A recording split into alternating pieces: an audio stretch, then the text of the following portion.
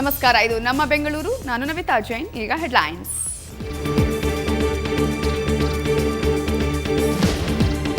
ಬಿದರಗುಪ್ಪೆ ಬಳಿ ಬಿಎಂಟಿಸಿ ಬಸ್ಗೆ ಬೆಂಕಿ. ಕ್ಷಣ ಮಾತ್ರದಲ್ಲಿ ಸುಟ್ಟು ಭಸ್ಮವಾಯಿತು ವಾಹನ. ಚಾಲಕನ ಸಮಯ ಪ್ರಜ್ಞೆಯಿಂದ ಪ್ರಯಾಣಿಕರು ಪಾರು.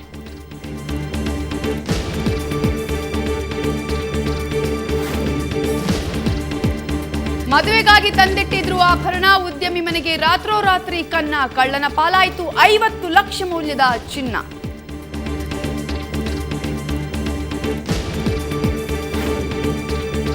ಪೀಣ್ಯದಿಂದ ಸಂಪಿಗೆ ರಸ್ತೆವರೆಗೆ ರೈಲು ಪ್ರಯಾಣ. ನಾಳೆ ಉದ್ಘಾಟನೆಯಾಗಲಿದೆ ಗ್ರೀನ್ ಮೆಟ್ರೋ ಯಾನ. ಉತ್ತರ ಭಾಗದ ಜನರಿಗೆ ರೋಮಾಂಚನ.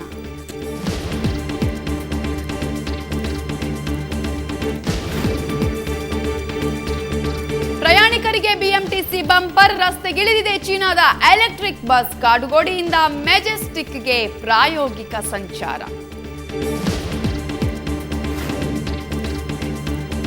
ಉದ್ಯಾನ ನಗರಿಯಲ್ಲಿ ಸಡಗರದ ಶಿವರಾತ್ರಿ ಆಚರಣೆ. ಈಶ್ವರ ದೇಗುಲಗಳಲ್ಲಿ ವಿಶೇಷ ಆರಾಧನೆ. ತೆಪ್ಪದಲ್ಲಿ ಕುಳಿತು ಭಕ್ತರಿಂದ ಶಿವಲಿಂಗ ಪ್ರದಕ್ಷಿಣೆ.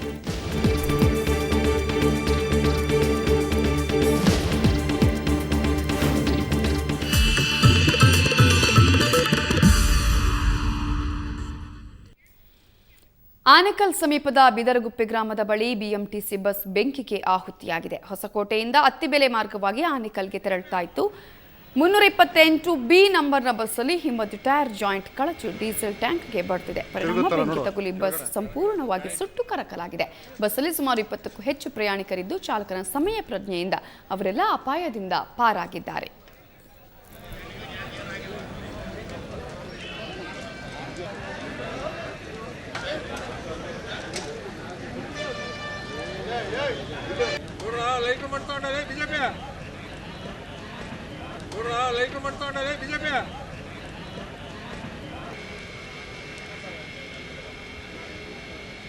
ತಿರುಗುತ್ತಲ್ಲ ನೋಡು ಕೆಳಗಡೆ ಜಾಯಿಂಟ್.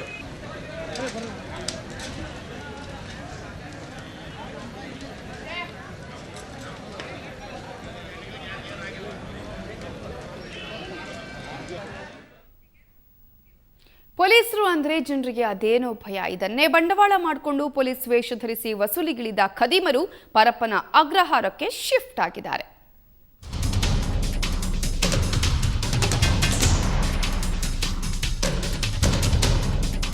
ಖಾಕಿ ಯೂನಿಫಾರ್ಮು, ಪೊಲೀಸ್ ಹೆಲ್ಮೆಟ್ಟು, ಪಕ್ಕಾ ಪೊಲೀಸರ ಥರಾನೇ ಪೋಸು. ಹೆಸರು ಅಲೀಂ ಪಾಷಾ. ಇವನ ಪಕ್ಕದಲ್ಲೇ ಸಿವಿಲ್ ಡ್ರೆಸ್ನಲ್ಲಿ ನಿಂತಿರೋ ಭೂಪ ಇಲಿಯಾಸ್. ಇವರನ್ನ ನೋಡಿದ್ರೆ ಯಾವ ಆ್ಯಂಗಲ್ನಲ್ಲೂ ಪೊಲೀಸರ ಥರ ಕಾಣೋದೇ ಇಲ್ಲ. ಆದರೂ ಒಬ್ಬ ASI ಅಂತ ಹೇಳ್ಕೊಂಡು ತಿರುಗಾಡ್ತಾ ಇದ್ರೆ ಇನ್ನೊಬ್ಬ ಕ್ರೈಮ್ PC ಅಂತ ವಸೂಲಿಗಿಳಿದಿದ್ದ. ಜೇಬಲ್ ಒಂದು ನಕಲಿ ಪೊಲೀಸ್ ID ಕಾರ್ಡ್ ಇಟ್ಕೊಂಡು ಕಪ್ಪು ಬಣ್ಣದ ಪಲ್ಸರ್ ಬೈಕ್ನಲ್ಲಿ ಪೊಲೀಸ್ ಅಂತ ಬರೆಸ್ಕೊಂಡ ಇವರಿಬ್ರು ನಿನ್ನೆ 1 ಗಂಟೆ ಸುಮಾರಿಗೆ ನೈಟ್ ರೌಂಡ್ಸ್ ನಡೆಸ್ತಾ ಇದ್ದಾಗ ಖಾಕಿ ಬಲೆಗೆ ಬಿದ್ದಿದ್ದಾರೆ. ಈ ಸಿಲ್ಕ್ ಬೋರ್ಡ್ ಸಿಗ್ನಲ್ ಹತ್ತಿರ ಅವರು ರೌಂಡ್ಸಲ್ಲಿ ಇರುವಂಥ ಸಂದರ್ಭದಲ್ಲಿ ASI ಹುದ್ದೆಯ ಅಧಿಕಾರಿಯ ಸಮವಸ್ತ್ರಗಳನ್ನು ಧರಿಸಿ ಬರುವ ಮತ್ತು ಹೋಗುವಂಥ ಈ ವೆಹಿಕಲನ್ನು ಅವರು ಚೆಕಪ್ ಮಾಡ್ತಾಯಿದ್ರು ಮತ್ತು ಹಣ ವಸೂಲಿ ಮಾಡ್ತಾ ಇದ್ದಿದ್ದ ಬಗ್ಗೆ. ಸಿಲ್ಕ್ ಬೋರ್ಡ್ ಬಳಿ ಆಟೋ ಚಾಲಕರನ್ನ ತಡೆದು ಇವರಿಬ್ಬರು ಡಾಕ್ಯುಮೆಂಟ್ಸ್ ಚೆಕ್ ಮಾಡ್ತಾ ಇದ್ರು. ಇನ್ನು ಮೀಸೆ ಚಿಗುರದ ASI ಹುದ್ದೆಯ ಪೊಲೀಸಪ್ಪನನ್ನ ನೋಡಿದ ಚಾಲಕನಿಗೆ ಯಾಕೋ ಡೌಟ್ ಬಂತು. ಕೂಡಲೇ ಆತ ಮಡಿವಾಳ ಪೊಲೀಸ್ ಠಾಣೆಗೆ ವಿಷಯ ರವಾನಿಸಿದ್ದ. ನೈಟ್ ರೌಂಡ್ಸ್ನಲ್ಲಿದ್ದ ಅಸಲಿ ಮೀಸೆ ಪೊಲೀಸರು ಬಂದು ವಿಚಾರಣೆ ನಡೆಸಿದಾಗ ನಕಲಿ ಪೊಲೀಸರ ಅಸಲಿ ಎತ್ತು ಬಯಲಾಗಿದೆ. ಅದರಲ್ಲಿ ಇಲ್ಲ ಯಾವ ಪೊಲೀಸ್ ಸ್ಟೇಷನ್ ಅಂತೇಳಿ ಅವರ ID ಕಾರ್ಡ್ದಲ್ಲಿ ಅವರು ಬರ್ಕೊಂಡಿದ್ದಾರೆ ID ಕಾರ್ಡ್ ಅಂತೇಳಿ. ಬಟ್ ಇವ್ರು ಯಾರ ಮುಂದೆ ಹೇಳಿಲ್ಲ ಈ ಠಾಣೆ ಆ ಠಾಣೆ ಅಂತೇಳಿ. ಯಾಕಂದರೆ ಸಮವಸ್ತ್ರ ಅಷ್ಟೇ ಇರುತ್ತೆ, ಈ ಠಾಣೆದವರು ಆ ಠಾಣೆದವರು ಅಂತ ಹೇಳಿರುತ್ತೆ. ಈ ಒಂದು ಪ್ರಕರಣಗಳು ನಮ್ಮಲ್ಲಿ ದಾಖಲೆ ಆದಂಥರ ಹಿನ್ನೆಲೆಯಲ್ಲಿ ನಾವು ಇನ್ನೂ ಹೆಚ್ಚಿನ ಒಂದು ತನಿಖೆಯನ್ನು ಕೈಗೊಳ್ಳಬೇಕಾದಂಥ.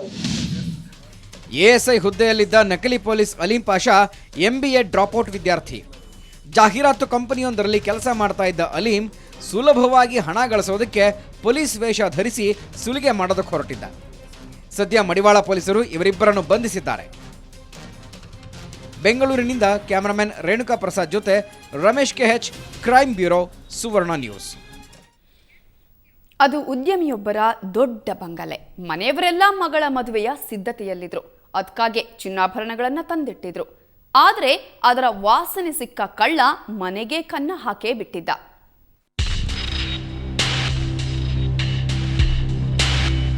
ಇದು ಬಿಟಿಎಂ ಲೇಔಟ್ನ ಐಕ್ಯೂಬ್ ನಗರದಲ್ಲಿರುವ ದೊಡ್ಡ ಬಂಗಲೆ.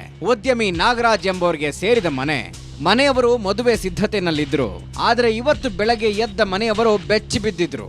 ಯಾಕಂದ್ರೆ ರಾತ್ರಿ ಮುಗಿದು ಬೆಳಗಾಗುವಷ್ಟರಲ್ಲಿ ಕಳ್ಳರು ಕರಾಮತ್ತು ತೋರಿಸಿಬಿಟ್ಟಿದ್ರು. ಕಿಟಕಿಯಿಂದ ಬಂಗಲೆಗೆ ನುಗ್ಗಿದ ಕಳ್ಳರು 50 ಲಕ್ಷ ಮೌಲ್ಯದ ಚಿನ್ನಾಭರಣ ಗಾಯಬ್.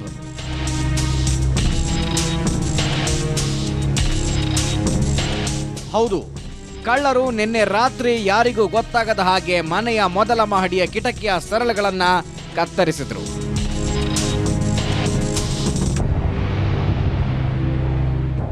ಸೈಲೆಂಟ್ ಆಗಿ ಮನೆಯೊಳಗೆ ನುಗ್ಗಿದ ಕಳ್ಳರು ಚಿನ್ನಾಭರಣ ಇಟ್ಟಿದ್ದ ಅಲ್ಮೇರಾ ಬಾಗಿಲು ಒಡೆದು ಸುಮಾರು 1.5 ಲಕ್ಷ ನಗದು ಸೇರಿದಂತೆ 50 ಲಕ್ಷ ಚಿನ್ನಾಭರಣ ಕದ್ದೊಯ್ದಿದ್ದಾರೆ.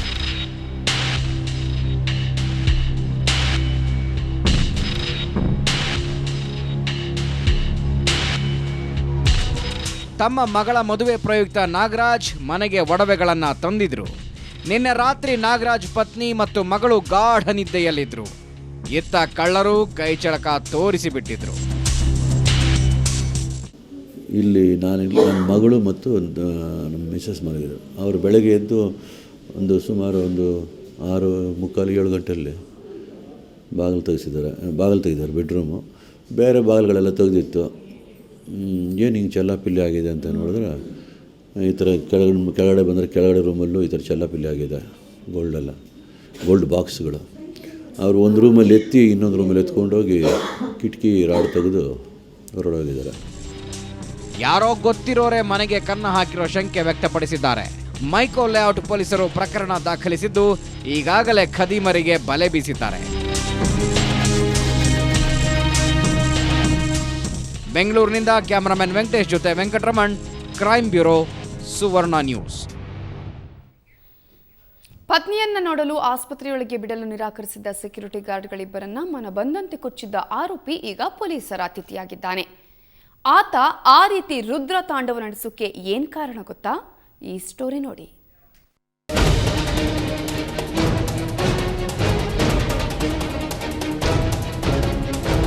ಇವರಿಬ್ಬರು ಬೆಂಗಳೂರಿನ ವಿಕ್ಟೋರಿಯಾ ಆಸ್ಪತ್ರೆಯಲ್ಲಿ ಭದ್ರತಾ ಉಸ್ತುವಾರಿ ಹೊತ್ತಿರುವ ಸೆಕ್ಯೂರಿಟಿ ಸೂಪರ್ವೈಸರ್ಗಳು.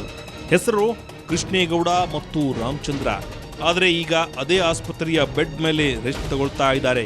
ಇದಕ್ಕೆ ಕಾರಣವಾಗಿದ್ದು ಫೆಬ್ರವರಿ 20ರಂದು ನಡೆದ ಟಗ್ ಆಫ್ ವಾರ್.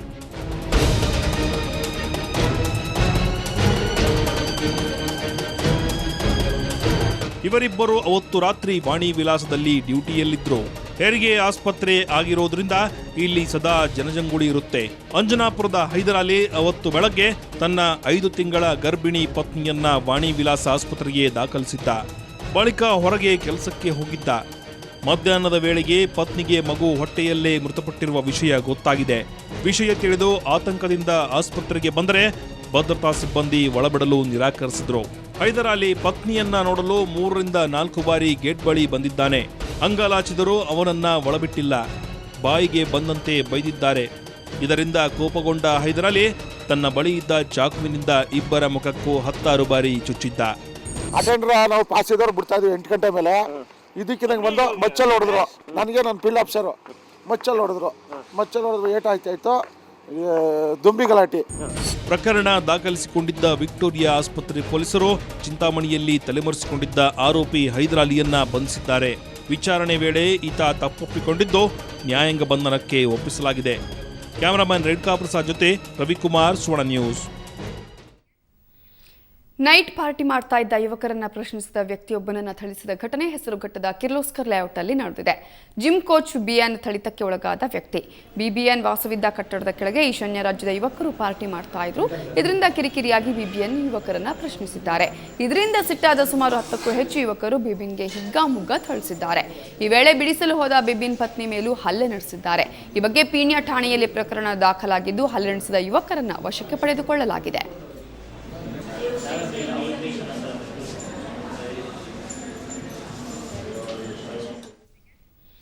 ಅದು ಹೊಸ ಕಾರು. ಹಣ ಕೂಡಿಟ್ಟು ಬಹಳ ಆಸೆಯಿಂದ ಖರೀದಿಸಿದ ಟೊಟಾಟೋ ಇಟಿಯಾಸ್ ವಾಹನ. ಗಂಗಮ್ಮನಗುಡಿಯ ಮೊಹಮ್ಮದ್ ಅಬ್ದುಲ್ ಕಳೆದ ವಾರವಷ್ಟೇ ಈ ಕಾರನ್ನ 8 ಲಕ್ಷ ರೂಪಾಯಿ ಕೊಟ್ಟು ಕೊಂಡುಕೊಂಡಿದ್ರು. ಮನೆ ಮುಂದೆ ಕಾರ್ ಪಾರ್ಕ್ ಮಾಡಿ ಮಲಗಿದ್ರು. ಬೆಳಗ್ಗೆ ನೋಡಿದ್ರೆ ಪ್ರೀತಿಯ ಕಾರು ಸುಟ್ಟು ಕರಕಲಾಗಿತ್ತು. ದುಷ್ಕರ್ಮಿಗಳ ತಂಡವೊಂದು ಕಾರಿಗೆ ಬೆಂಕಿ ಹಚ್ಚಿ ಪುಂಡಾಟ ಮೆರೆದಿದೆ. ಈ ದೃಶ್ಯಗಳು ಸಿಸಿಟಿವಿಯಲ್ಲಿ ಸೆರೆಯಾಗಿದೆ.